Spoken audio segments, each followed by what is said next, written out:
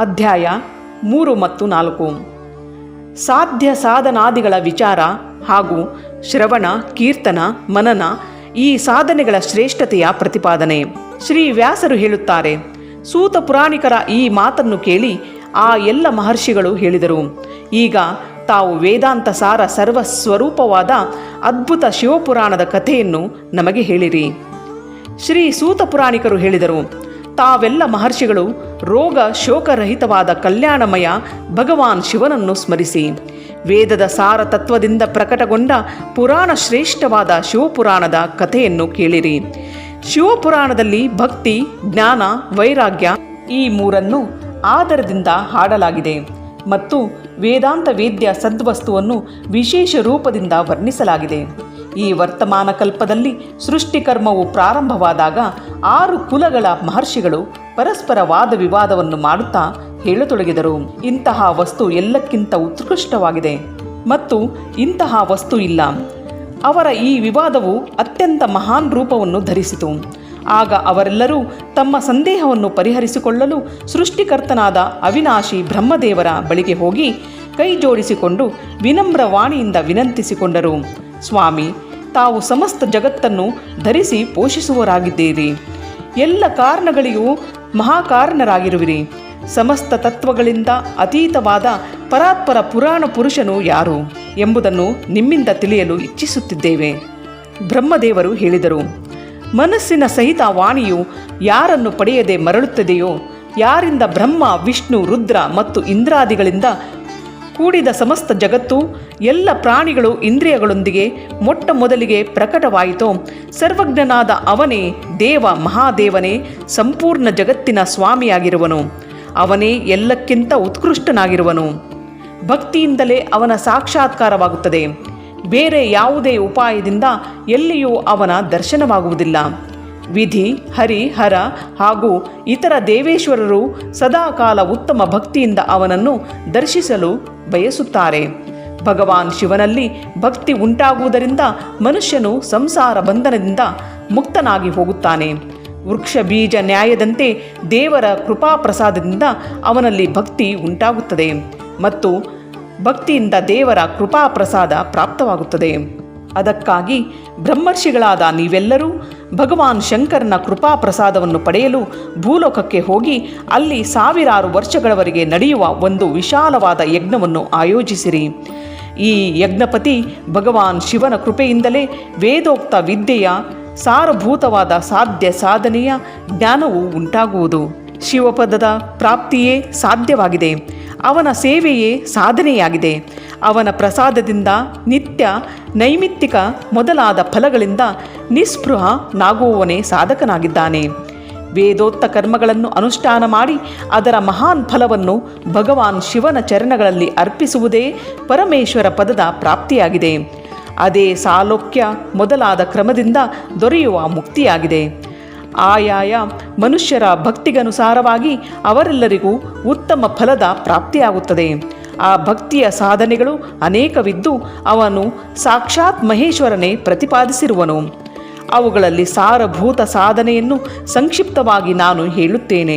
ಕಿವಿಗಳಿಂದ ಭಗವಂತನ ನಾಮ, ಗುಣ, ಲೀಲೆಗಳನ್ನು ಶ್ರವಣಿಸುವುದು, ವಾಣಿಯಿಂದ ಅವನನ್ನು ಕೀರ್ತಿಸುವುದು, ಮನಸ್ಸಿನಿಂದ ಅವನನ್ನು ಮನನ ಮಾಡುವುದು, ಇವು ಮೂರನ್ನು ಮಹಾನ್ ಸಾಧನೆ ಎಂದು ಹೇಳಲಾಗಿದೆ. ಶ್ರೋತ್ರೇಣ ಶ್ರವಣಂ ತಸ್ಯ ವಚಸಾ ಕೀರ್ತನಂ ತಥಾ ಮನಸಾ ಮನನಂ ತಸ್ಯ ಮಹಾಸಾಧನ ಮುಚ್ಯತೆ. ತಾತ್ಪರ್ಯ: ಮಹೇಶ್ವರನ ಶ್ರವಣ, ಕೀರ್ತನ ಮತ್ತು ಮನನವನ್ನು ಮಾಡಬೇಕು. ಈ ಶ್ರುತಿಯ ವಾಕ್ಯವು ನಮಗೆಲ್ಲರಿಗೂ ಪ್ರಮಾಣಭೂತವಾಗಿದೆ. ಇದೇ ಸಾಧನೆಯಿಂದ ಸಮಸ್ತ ಮನೋರಥಗಳ ಸಿದ್ಧಿಯಲ್ಲಿ ತೊಡಗಿರುವ ನೀವೆಲ್ಲರೂ ಪರಮ ಸಾಧ್ಯವನ್ನು ಪಡೆದುಕೊಳ್ಳುವಿರಿ. ಜನರು ಪ್ರತ್ಯಕ್ಷ ವಸ್ತುವನ್ನು ಕಣ್ಣಿಂದ ನೋಡಿ ಅದರಲ್ಲಿ ಪ್ರವೃತ್ತರಾಗುತ್ತಾರೆ. ಆದರೆ ಎಲ್ಲಿಯೂ ಪ್ರತ್ಯಕ್ಷವಾಗಿ ಕಾಣುವುದಿಲ್ಲವೋ ಅದನ್ನು ಶ್ರವಣೇಂದ್ರಿಯದ ಮೂಲಕ ತಿಳಿದುಕೊಂಡು ಮನುಷ್ಯನು ಅದರ ಪ್ರಾಪ್ತಿಗಾಗಿ ಪ್ರಯತ್ನಿಸುವನು. ಆದ್ದರಿಂದ ಮೊದಲನೆಯ ಸಾಧನೆಯು ಶ್ರವಣವೇ ಆಗಿದೆ. ಅದರ ಮೂಲಕ ಗುರುಗಳಿಂದ ತತ್ವವನ್ನು ಕೇಳಿ ಶ್ರೇಷ್ಠ ಬುದ್ಧಿಯುಳ್ಳ ವಿದ್ವಾನ್ ಪುರುಷನು ಉಳಿದ ಸಾಧನೆಗಳಾದ ಕೀರ್ತನ, ಮನನಗಳನ್ನು ಸಿದ್ಧಪಡಿಸಿಕೊಳ್ಳುವನು. ಕ್ರಮವಾಗಿ ಮನನದವರೆಗೆ ಈ ಸಾಧನೆಗಳನ್ನು ಚೆನ್ನಾಗಿ ಸಾಧಿಸಿದ ಬಳಿಕ ಅದರಿಂದ ಸಾಲೋಕ್ಯಾದಿ ಕ್ರಮದಿಂದ ನಿಧಾನವಾಗಿ ಭಗವಾನ್ ಶಿವನ ಸಂಯೋಗವು ಪ್ರಾಪ್ತಿಯಾಗುತ್ತದೆ. ಮೊದಲಿಗೆ ಶರೀರದ ಎಲ್ಲ ರೋಗಗಳು ನಾಶವಾಗಿ ಮತ್ತೆ ಎಲ್ಲ ವಿಧದ ಲೌಕಿಕ ಆನಂದಗಳು ವಿಲೀನವಾಗುತ್ತವೆ. ಭಗವಾನ್ ಶಂಕರನ ಪೂಜೆ, ಅವನ ನಾಮಗಳ ಜಪ ಹಾಗೂ ಅವನ ಗುಣ ರೂಪ ಲೀಲೆಗಳನ್ನು ಚಿತ್ತದಿಂದ ನಿರಂತರ ಪರಿಶೋಧನಾ ಅಥವಾ ಚಿಂತನೆಯಾಗುವುದನ್ನೇ ಮನನವೆಂದು ಹೇಳಲಾಗಿದೆ. ಅದು ಮಹೇಶ್ವರನ ಕೃಪಾದೃಷ್ಟಿಯಿಂದ ದೊರೆಯುತ್ತದೆ. ಅದನ್ನು ಸಮಸ್ತ ಶ್ರೇಷ್ಠ ಸಾಧನೆಗಳಲ್ಲಿ ಪ್ರಧಾನ ಇಲ್ಲವೇ ಪ್ರಮುಖವೆಂದು ಹೇಳಲಾಗಿದೆ. ಸೂತ ಪುರಾಣಿಕರು ಹೇಳುತ್ತಾರೆ, ಮುನೀಶ್ವರರೇ, ಈ ಸಾಧನೆಯ ಮಹಾತ್ಮ್ಯವನ್ನು ತಿಳಿಸುವ ಪ್ರಸಂಗದಲ್ಲಿ ನಾನು ನಿಮಗೆ ಒಂದು ಪ್ರಾಚೀನ ವೃತ್ತಾಂತವನ್ನು ವರ್ಣಿಸುವೆನು. ಅದನ್ನು ದತ್ತಚಿತ್ತರಾಗಿ ಕೇಳಿರಿ. ಹಿಂದೊಮ್ಮೆ ಪರಾಶರ ನಂದನ ನನ್ನ ಗುರುಗಳಾದ ವೇದವ್ಯಾಸರು ಸರಸ್ವತಿ ನದಿಯ ಸುಂದರ ತೀರದಲ್ಲಿ ತಪಸ್ಸು ಮಾಡುತ್ತಿದ್ದರು. ಒಂದು ದಿನ ಸೂರ್ಯನಂತೆ ತೇಜಸ್ವಿ ವಿಮಾನದಲ್ಲಿ ಕುಳಿತು ಸಂಚರಿಸುತ್ತಿದ್ದ ಭಗವಾನ್ ಸನತ್ಕುಮಾರರು ಅಕಸ್ಮಾತ್ತಾಗಿ ಅಲ್ಲಿಗೆ ಆಗಮಿಸಿ ಧ್ಯಾನಮಗ್ನರಾಗಿದ್ದ ನನ್ನ ಗುರುಗಳನ್ನು ನೋಡಿದರು. ಅದರಿಂದ ಎಚ್ಚರಗೊಂಡು ಅವರು ಬ್ರಹ್ಮ ಮಾನಸ ಪುತ್ರರಾದ ಸನತ್ಕುಮಾರರು ತಮ್ಮ ಎದುರಿನಲ್ಲೇ ಇರುವುದನ್ನು ನೋಡಿ ಅವರು ತ್ವರಿತವಾಗಿ ಎದ್ದು ಅವರ ಚರಣಗಳಲ್ಲಿ ವಂದಿಸಿಕೊಂಡರು. ವ್ಯಾಸರು ಅವರಿಗೆ ಆರ್ಘ್ಯಪಾದ್ಯಾದಿಗಳನ್ನಿತ್ತು ದೇವತಾಯೋಗ್ಯವಾದ ಆಸನವನ್ನು ನೀಡಿದರು. ಆಗ ಪ್ರಸನ್ನರಾದ ಭಗವಾನ್ ಸನತ್ಕುಮಾರರು ವಿನೀತ ಭಾವದಿಂದ ನಿಂತುಕೊಂಡಿರುವ ವ್ಯಾಸರಲ್ಲಿ ಗಂಭೀರ ವಾಣಿಯಿಂದ ಇಂತೆಂದರು, ಮುನಿವರ್ಯರೇ, ನೀವು ಸತ್ಯವಸ್ತುವನ್ನು ಚಿಂತಿಸಿರಿ. ಆ ಸತ್ಯವಸ್ತುವು ಭಗವಾನ್ ಶಿವನೇ ಆಗಿರುವನು. ಅವನು ನಿಮಗೆ ಸಾಕ್ಷಾತ್ಕಾರದ ವಿಷಯನಾಗುವನು.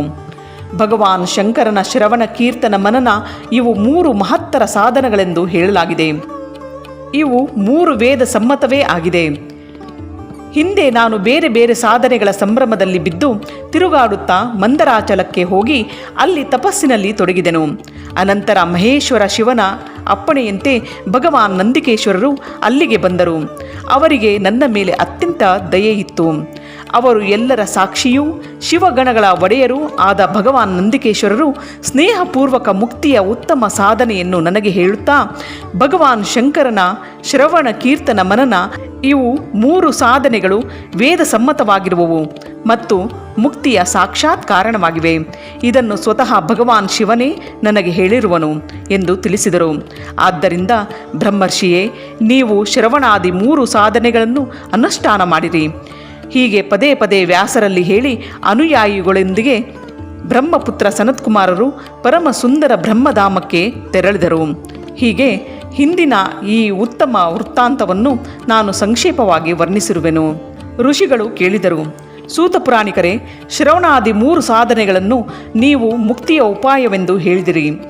ಆದರೆ ಶ್ರವಣಾದಿ ಸಾಧನೆಗಳಲ್ಲಿ ಅಸಮರ್ಥನಾದ ಮನುಷ್ಯನು ಯಾವ ಉಪಾಯವನ್ನು ಅವಲಂಬಿಸಿ ಮುಕ್ತನಾಗಬಲ್ಲನು? ಯಾವ ಸಾಧನಭೂತ ಕರ್ಮದ ಮೂಲಕ ಪ್ರಯಾಸವಿಲ್ಲದೆಯೇ ಮೋಕ್ಷವನ್ನು ಪಡೆಯಬಲ್ಲನು ಎಂಬುದನ್ನು ತಿಳಿಸಿರಿ. ಇಲ್ಲಿಗೆ ಅಧ್ಯಾಯ 3 ಮತ್ತು 4 ಸಂಪೂರ್ಣವಾಯಿತು.